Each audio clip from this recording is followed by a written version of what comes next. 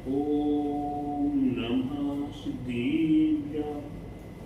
ओम नमः सिद्धेभ्यः। मंगलम भगवान वीरो मंगलम मूर्तिमंगली मंगलम कुंद कुंद्यार्यो जीर्णधर्मोस्तु मंगलम सर्वमंगल मांगल्यम सर्वकल्याणकारिकं प्रधानं सर्वधर्माणां जैनं जयतु शासिनं जैनं जयतु शासिनं जैनं जयतु शासिनं। बोला समीचीन धर्म की जय, विश्व धर्म की जय, श्री मानव धर्म की जय, श्री वर्तमान जी ससने की महावीर भगवान की जय, मुनिदार सांगी जीन वाणी माता की जय, प्रियाचार्य गुरुवरी स्वामी परम तपस्वी वंचरी परम तीसी शांति श्रमणी पंचवर्ष के जल की त्यागी सुंदर सेनानी ज्ञान व्रत तपोव्रत वयोवृद्धि वात्सल्य मूर्ति आचार्य श्री स्वामी नेमी सगर जी महाराज की जय। भव्यात्मा हम जगत संसारी प्राणी अपना कल्याण करना चाहते हैं। हमने हमारा कल्याण कैसे हो इस बात पर विचार करना है। तो हमें हमारा कल्याण करने के लिए हमें बदलना होगा। आज तक हमने 84 लाख योनियों में चक्कर लगाया है। आज तक हमने हिंसा झूठ चोरी कुशील परिग्रह में आनंद माना है। हमने क्रोध मान माया लोभ कसाओं में आनंद माना है।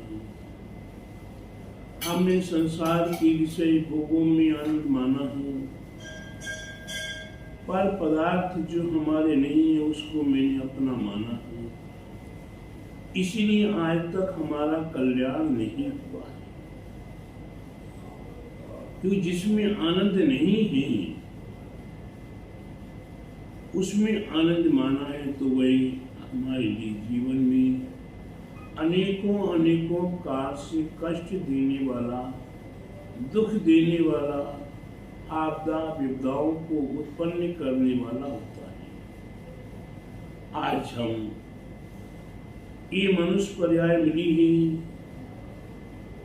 ये मनुष्य पर्याय हमें खाने पीने के लिए मिली है, ओढ़ने पहनने के लिए मिली है, यश आराम के लिए मिली है, भोग वांछाओं के लिए मिली नहीं है।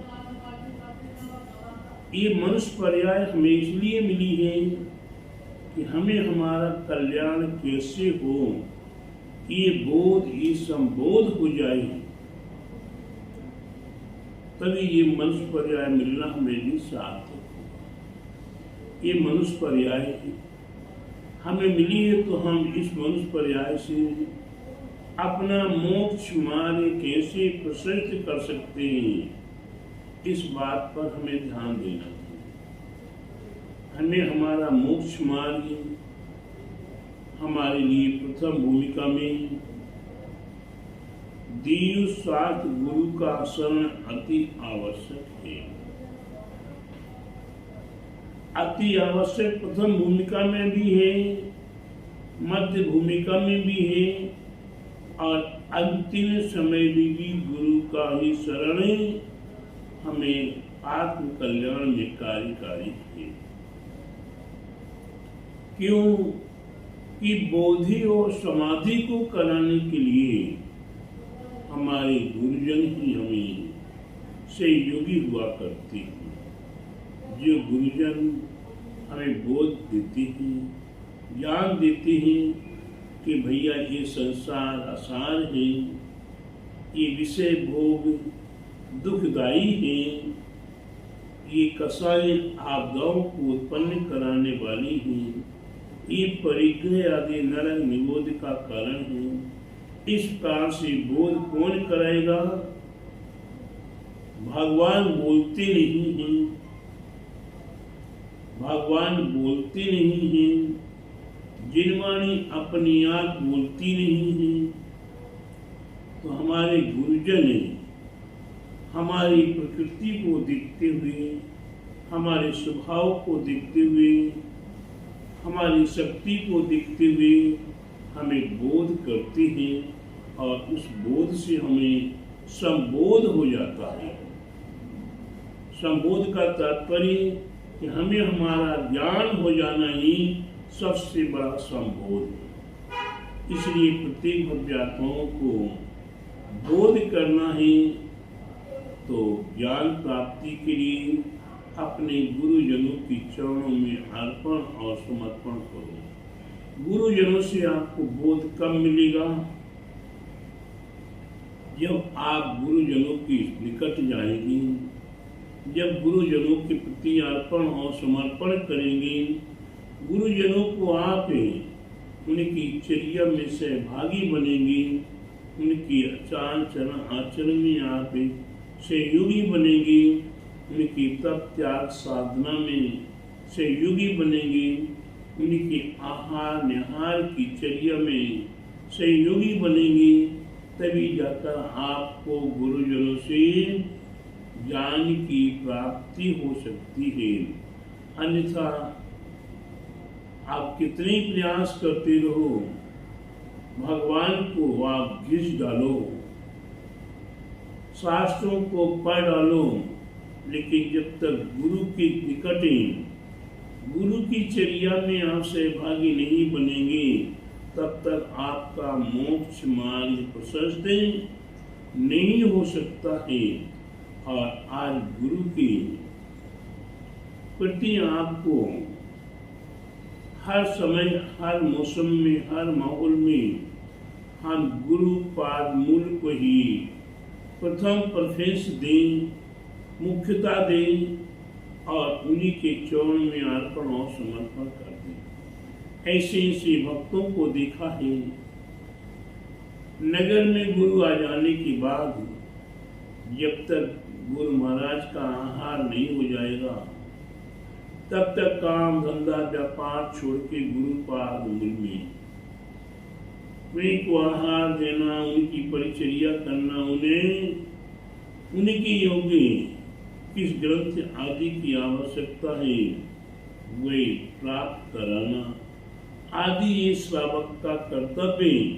इसी कर्तव्य से ही वो धीरे धीरे बोध को प्राप्त होगा और बोध को प्राप्त होते हुए उसे पता लगेगा कि हमारे जिनवाणी भी है, हमारे भगवान भी हैं और हमारे लिए हमें क्या क्या करना है। तो ये सब जानने के लिए गुरु पाद मूल में गुरु के यथा योग्य परिचर्या करते हुए हम उनकी सेवा करें, हम आहार आदि दें, हम उनके आहार में सहभागी बने, उनके नियम व्रतों को जानने का कोशिश करें और उनके नियम अमृत अपने जीवन में भी धीरे धीरे उतारने का भी प्रयास करें। जब हम नियम व्रत का गुरु महाराज के देखेंगे कि गुरु महाराज किस प्रकार से नियम का पालन करते हैं, किस प्रकार से नियम संयम पालन करते हैं। जब गुरु महाराज पालन कर सकते तो वे भी तो एक इंसानों में इंसानी तो है, तो हम भी अपने जीवन में करना चाहे सो कर सकते हैं। ऐसा विचार करके हम गुरुजनों को देख देख के प्रैक्टिकल शिक्षा भी लिया करते हैं। प्रैक्टिकल हम भगवान की भक्ति करते हुए, हम अपने देवसाल गुरु की भक्ति करते हुए, हम अपने देवसाल गुरु के प्रति अर्पण और समर्पण करें, अपने आप को महान बना सकते हैं। जिनने अर्पण और समर्पण नहीं किया, जिन्होंने गुरु के प्रति या देवसाल गुरु के प्रति श्रद्धा आस्था विश्वास नहीं किया, पुण्य का अनंत संसार अभी है। और जिन्होंने देवसाय गुरु पर श्रद्धा किया है, भक्ति की है, आस्था की है और अर्पण और समर्पण भी किया है, ऐसे महापुरुष उन्हें पार उतारने की आवश्यकता नहीं, वो तो सहाय से ही पार उतर जाएंगे। इसलिए प्यारे भक्तों, गुरुजन कैसे कैसे नियम लेते हैं। एक बार की बात है, एक गुरु महाराज जंगल में प्रवास करते थे। पुराने साधु पहले जंगलों में ही रहते थे। एक भक्त पारा जैसा सोचता है कि मेरा कल्याण कैसे हो, मेरा कल्याण कैसे हो। एक दिन गुरु महाराज के पास गया, गुरुदेव मेरा कल्याण कैसे हो, मेरे को कुछ सिखाओ, कुछ पढ़ाओ। गुरु महाराज उसे नमोकार सिखाने की कोशिश कर रहे हैं, 5 पाँ बताने की कोशिश कर रहे, और भी अनेकों कार से बताने का कोशिश किया, लेकिन अभी उच्चारण नहीं कर पा रहे हैं, बोल भी नहीं पा रहे हैं, तो याद कैसे होगा, बड़ा मुश्किल हो गया। धीरे धीरे वो गुरु महाराज के पास बैठते रहे और गुरु महाराज के संग साथ में हो गए। अब गुरु महाराज के संग साथ में हो गए, गुरु महाराज अपने तप साधना करते हुए प्रातः को होता है, 9 बजती 9:30 बजती है, नगर में आहार चर्या को चले जाते हैं। गुरु महाराज के पीछे पारस जी भी चले जाते हैं। गुरु महाराज का पड़गान विधि होता, आहार लेकर चले जाते हैं। पारस को भी लोग ब्रह्मचारी संग साथी मान के इन्हें भी पूछते हैं, इन्हें भी खाना भोजन कराते हैं, ये भी भोजन करके वापस आ जाते हैं। एक दिन गुरु महाराज बिल्कुल हाथ पे हाथ रख के बैठ गई। एक दिन हो गया, 2 दिन हो गया, 3 दिन हो गया। अब पारस के मन में तो विकल्प हो गया कि मुझे महाराज तो पता नहीं कितने दिन भूखे बैठे रहेंगे, मेरा कल्याण कैसे हो और मेरी पेट की क्षुधा कैसे मिटे। मेरी को तो भूख बड़ी जोरों से लग रही है। ये काम करते हैं, क्या काम करते हैं?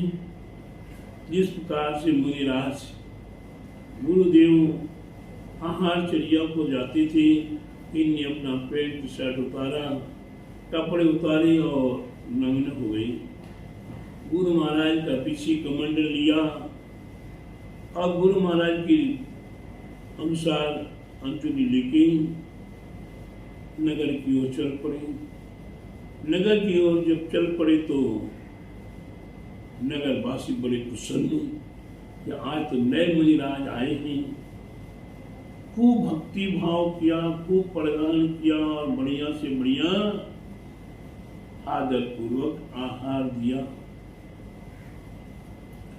अब आहार चर्या करके जब वापस आते ही गुरुदेव का पीछे कमंडल गुरुदेव को रख देते धीरे से और पैंट शर्ट अपने कपड़े उठाते और पहनने के लिए तैयार होते हैं। गुरुदेव अपने ध्यान से उठते हैं, पारस बेटा बस ये भेष एक ही बार दान किया जाता है, अब तुम्हारा केवल मात्र कुछ ही समय शेष है, तुम्हारा कल्याण होने वाला है। अब गुरुदेव ने निर्देश कर दिया, भक्त मान गया। गुरुदेव ने दिगंबरी दीक्षा दे दी। गुरुदेव के पास बड़े ध्यान से बैठ गया। एक दिन हुआ, 2 दिन हुआ, 3 दिन हुआ और तीसरे दिन गुरु महाराज के सानिध्य में भक्त का कल्याण हो गया, निर्माण हो गया। तो गुरुदेव की संगति हमारे लिए संस्कारों को बदल देती है। गुरुदेव की संगति हमारे नर से नारायण बना देती है। ये गुरुदेव की संगति हम जैसे जैसे करेंगे वैसे वैसे हमारा कल्याण अवश्य होगा। इसलिए प्रत्येक भव्य आत्माएं अपने जीवन में गुरुदेव क्या कर रहे हैं धीरे धीरे देखते रहो, देखते रहो, देखते रहो। कब मौका आ जाए और कब हमें ये भाव हो जाए कि हम भी ऐसे बन जाए। किसी ने नहीं देखा किसी को, और कब क्या कौन कर गुजरे। हमारे तीर्थंकरों के संबंध में सुनते हैं, पढ़ते हैं कि एक बाल सफेद हो गया, बैराग हो गया, या पूरे के पूरे सफेद हो जाते हैं तो भी हम वापस काले कर देते हैं। धूप छाया को देखकर ही बैराग उत्पन्न हो गया। यहाँ बादल को देखकर ही थोड़ा सा बादल बदला, इसके बदलाव को देखकर बैराग हो गया। बिजली तड़की, बैराग उत्पन्न हो गया। ये बैराग कब हो जाए और कब हमारा समय बदल जाए, लेकिन बदलेगा कब? जब हम गुरु संस्कार में, गुरु पाद मूल में और आत्म कल्याण के लिए हम गुरु पाद को स्वीकार करें। आज का संसारी व्यक्ति गुरुदेव को गुरुदेव मान के नहीं पूछता। आज का संसारी व्यक्ति गुरुदेव को गुरुदेव पूछकर नहीं, गुरुदेव मानकर नहीं पूछता, गुरुदेव से मेरा स्वार्थ क्या सिद्ध हो रहा है।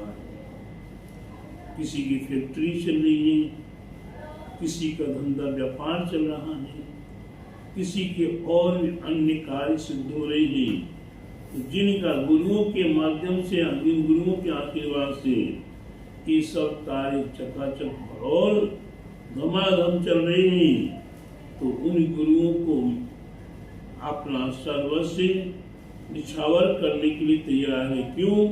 कि हम जितना निछावर करेंगे, आज 1 करोड़ निछावर करेंगे 100 करोड़ मिलेगा। तो हम अर्थ के लिए ही या संसार की वस्तु के लिए गुरु को पूजें, तो ये तो क्षणिक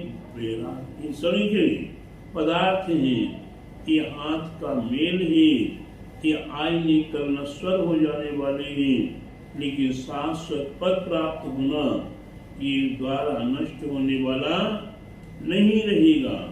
इसलिए प्रत्येक भव्य आत्माएं हम गुरु के पाद मूल में जाएं, गुरु के पास बैठे, गुरु के पास बैठकर भाव करें कि हे गुरुदेव, आपके कल्याण के साथ मेरा कल्याण कैसे हो। हम जब तक अपने कल्याण के प्रति अंतरंग से परिणाम नहीं पैदा करेंगे, तब तक हमारा कल्याण नहीं हो सकता है। कि संसार के सुख तो सहाय रूप से प्राप्त होते रहते हैं और संसार दुरंगा है, जनता इसी की संगी है, और जो नियम लेकर करे भंग तो समझ लो भंगी है। इसलिए प्यारे बंधु, हमें अपना कल्याण करना है तो हमें अपने गुरु की पाद मूल में बैठ कर हमें जितना मिल सके उसे ग्रहण करने का प्रयत्न करें, प्रयास करें। ये हमारे जीवन का महान सार है, ये हमारे जीवन का लक्ष्य है और यही जीवन का हमारा अंतिम पड़ाव है। इसलिए प्रत्येक भव्य आत्मा इस मानव पर्याय को सार्थक करने के लिए गुरु पाद अवश्य स्वीकार करें और उनकी आचरण को देख करें अपने आचरण को बदल कर अपने आत्मा का कल्याण कर दे। बोलो महावीर भगवान की जय। बोले द्वादशांगी तीन पाणी माता की जय। प्रयाचार्य गुरुवर 108 नीमी सागर जी महाराज की जय।